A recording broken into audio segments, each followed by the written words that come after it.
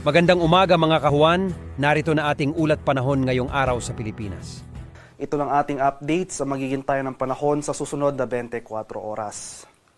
Sa kasalukuyan, may minomonitor tayong low pressure area sa labas ng ating Philippine Area of Responsibility. Latest location natin kaninang alas 3 ng umaga, nasa layo ito ng 1,445 kilometers silangan ng Eastern Visayas. So sa ngayon, maliit pa naman yung tsansa na maging bagyo ito within the next 24 hours at sa ngayon din wala pa itong direktang epekto sa anumang bahagi ng ating bansa. So dahil walang epekto itong low pressure area at nandito pa rin tayo sa tinatawag nating monsoon break, ito yung panahon na kung saan hindi umaabot yung habagat sa malaking bahagi ng ating bansa.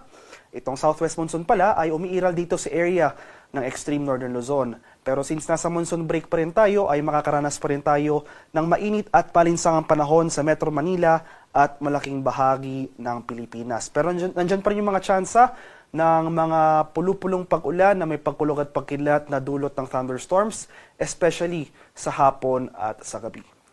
Para naman sa magiging lagay ng ating panahon ngayong araw dito sa Luzon, for Metro Manila and the rest of Luzon, magpapatuloy nga itong generally fair weather ngayong araw. So bahagyang maulap hanggang sa maulap na papawirin ang ating inaasahan at sasamahan lamang yan ng mga biglaan at panandaliang pag-ulan na dulot ng thunderstorms. Yung mga pag-ulan na dulot ng thunderstorms na ito, kadalasan nangyayari sa dakong hapon o sa gabi. Para naman sa areas ng Palawan, Visayas at sa Mindanao, hindi rin umaabot yung habagat sa mga lugar na ito. Kaya asahan na rin natin itong fair weather. So tulad sa Luzon, magpapatuloy itong mainit at maalinsangang panahon over these areas.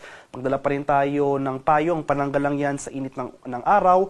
Simula umaga hanggang sa tanghali at pananggalang naman yan sa mga biglaang pag-ulan sa hapon hanggang sa gabi. So asahan natin ang mataas sa tsansa ng thunderstorm activity, especially dito sa area ng Mindanao. Sa kalagayan naman natin karagatan sa kasalukuyan, walang nakataas na gale warning at banayad hanggang sa tamtamang pag-alon ang mararanasan sa malaking bahagi ng ating bansa. Gayunpaman, iba yung pag-ingat pa rin sa ating mga kababayan na maglalayag sapagkat kung meron tayong offshore thunderstorm activity, ito yung mga pag-ulan sa ating mga dagat baybayin, asahan natin ang mga pagbugso ng hangin, kaakibat nito ang bahagyang pagtaas ng ating mga alon. At para naman sa ating weather outlook sa mga susunod na araw. So para sa low pressure area na ating minomonitor sa labas ng ating bar, posible itong gumalaw generally northwestward or pahilagang kanluran sa mga susunod na oras. So posible itong makapasok ng ating Philippine Area of Responsibility within the day. Pero for the next few days, so from Tuesday to Wednesday, mananatiling malayo itong low pressure area sa ating kalupaan. Wala pa naman itong magiging epekto sa ating bansa sa mga araw na ito.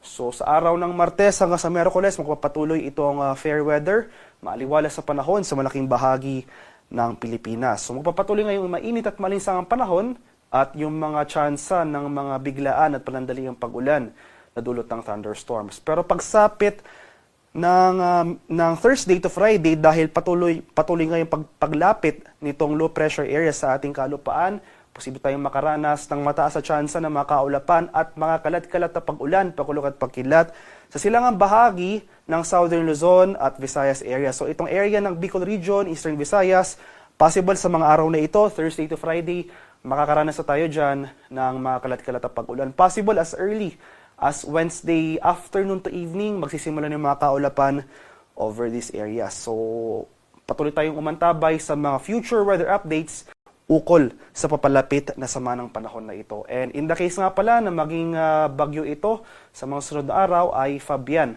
ang susunod nating ipapangalan sa posibleng potential na sama ng panahon na ito.